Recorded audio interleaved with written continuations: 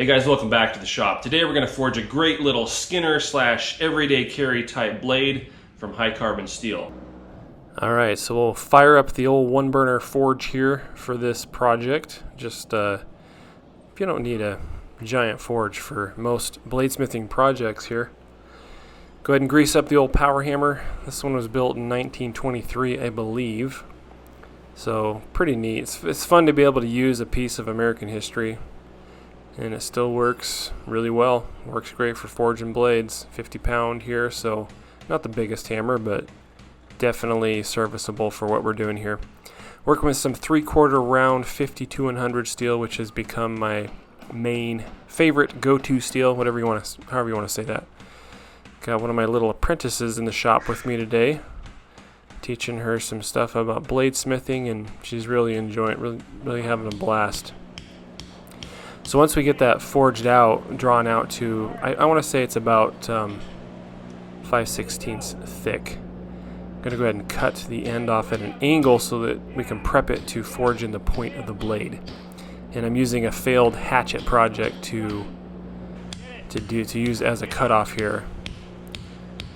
So working with her on her hammer swing here and giving a little bit of coaching, and she improved drastically over the hour or two that we were working on these.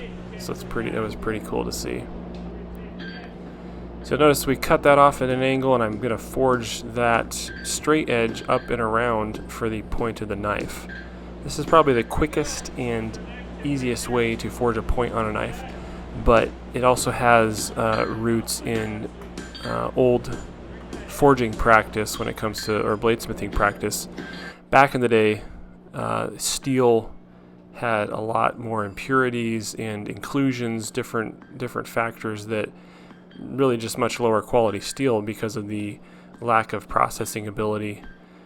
And so when a smith made a knife, he did not want to simply cut the angle for the point, because it was essentially like cutting off the end of the grains of wood of a board, essentially. And so if you could stretch that around and maintain that integrity within the steel, that made a much better blade.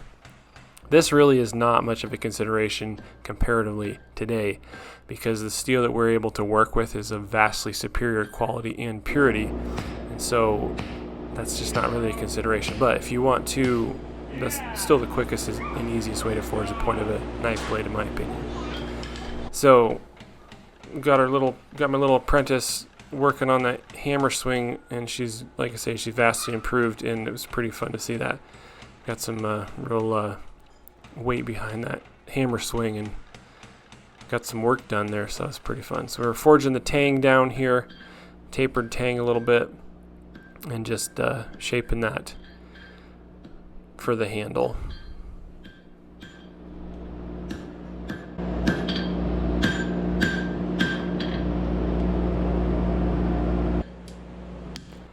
I'm going to go ahead and forge the bevel in a little bit here.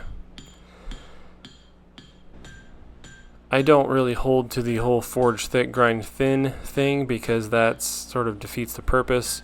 You need to leave enough stock on there to mitigate decarburization. But, you know, if you're going to leave a super thick edge, it kind of defeats the purpose. So I'll forge that down to probably 9/64, something like that. Actually doing a batch of 5 knives here, and this is the normalizing cycle, which is the next thing I do after forging, and that's necessary to normalize the grain size. You have grain sizes all different sizes, and they've been pushed around, and the internal structure of the steel has a lot of stress in it from the forging process, and that needs to be corrected.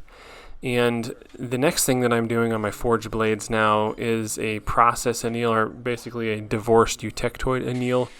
And so it's not a full anneal process, but the main purpose there is to basically to pull the carbides out of the grain boundaries and spheritize them somewhat, so basically segregate them out. And that's important, because you do not want carbides in the grain boundaries, but also to set it up for further heat treat in the hardening process. And I do throw in a couple of grain refinement cycles prior to quenching or hardening the blades. So far it's working great. It's working really good, and it saves time because I used to do a number of thermocycles following normalizing, and if you can achieve the same or better results in less time and energy, then that's usually a good thing. Okay, so we've got these all quenched, and once they're cool to the touch, we're going to go ahead and put them in the tempering cycle for 400 degrees for 2 hours, and then we'll repeat that. They're almost there. They're still just a tiny bit warm, but real close. So do you know which one the giveaway knife is? This one. Yep. Yeah, it's gonna be a great little knife.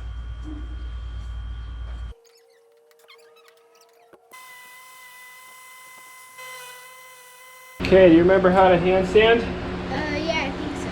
Okay, so this is we need to get some more tape for that so we don't scuff the blade. Gonna grab the blue tape.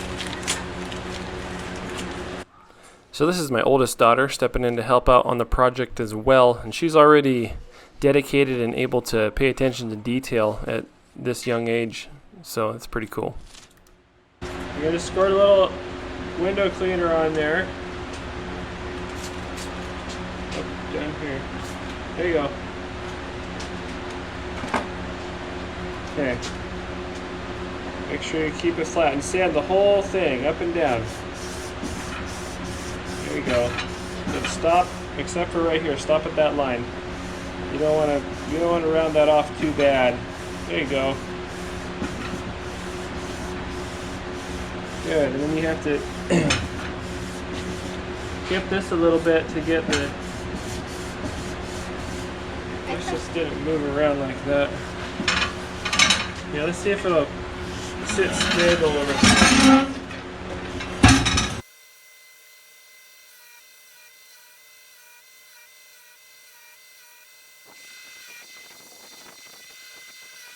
Okay, let's check your progress. How you doing? Good. Looks pretty good. There's still a little. Still some lines right here.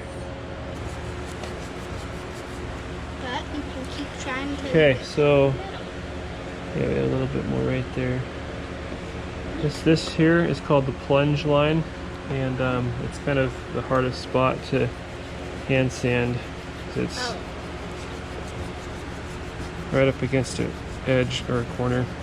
Yeah. Alright, we'll get the handle shaped up here. I used double black canvas micarta and white G10 liners on this. The double black is where the canvas is actually dyed black, and then of course you have the black resin as well, and that makes for a truly black handle material, which you don't actually get with normal black micarta. Alright ladies, this is the knife that we made. I got the handle finished up. All we have to do is put an edge on it and make a sheath, and it'll be ready for the giveaway. So thanks for your girls' help on building it. You both worked on all the steps are important, and so appreciate your help on it. So what do you guys think about building this knife? Like, what are your thoughts on it, Charlotte? I like to build stuff because it's fun and it's creative. Cool. So what do you think about this knife that you worked on? Well, I like to hand sand. It does make your legs feel like a jello. It's a lot of work, huh? Yeah, but I like it, and it's fun walking in the shop. Cool. And I like that you picked the black handle. Nice. What do you think, man? What are your thoughts on building this knife? Well, I like it because you get a wand that blacksmiths aren't afraid, and I like it that you get to build it because it's so creative and it's fun. Cool, good deal. All right, well, thanks guys, and we'll put this up for the giveaway, and so somebody's gonna win this cool little knife. All right guys, we got our knife finished. Turned out great. It's gonna make a nice little lightweight field dressing, skinning, everyday carry knife for somebody, whatever it is that somebody needs to use it for. It's gonna be great. So it was a lot of fun to make and work with my daughters in the shop here. That's something that I want to do more of, and it's something you always have in the back of your mind when you're self-employed. It's like, yeah, we got to get the family in here and stuff like that. It can just get so hectic, you know, trying to get product made and run a small business and everything like that. So that's something I look forward to in the years to come, and get this little guy going here in a few years. He wants to get out of there. Appreciate you guys watching, and we will see you on the next video.